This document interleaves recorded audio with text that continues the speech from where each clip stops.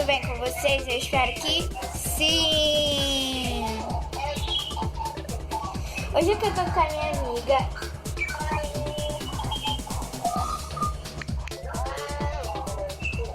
Calice, eu não sei se dá pra ouvir, se vocês estão ouvindo, mas ela tá aqui falando com a gente.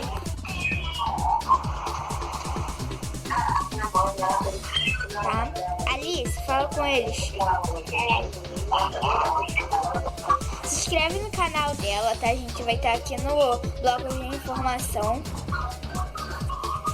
Então aqui eu vim mostrar o meu carro da Poli. Tu pelo meu carro da Poli e pelo meu helicóptero da Poli. A cara tá falando com vocês, agora tá menos barulhento. Oi, gente.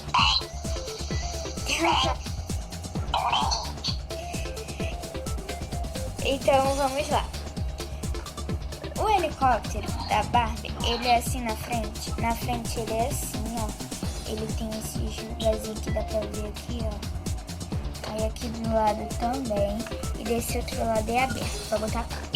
Aí ali você bota. Também tem cinto de segurança, gente. Tem cinto de segurança que fecha dos dois lados. Só que eu tô fechando aqui. Alice. Alice. Você tem um helicóptero da Barbie, né? Da Poli, né? Tem um helicóptero da Poli? E aqui gira.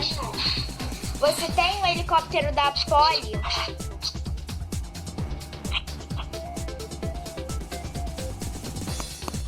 Sua voz continua da hora. Você tem helicóptero da Poli?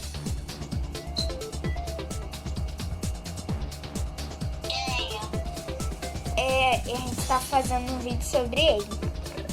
Aí aqui tem uns desenhos aqui falsos. E depois, de repente, eu mostro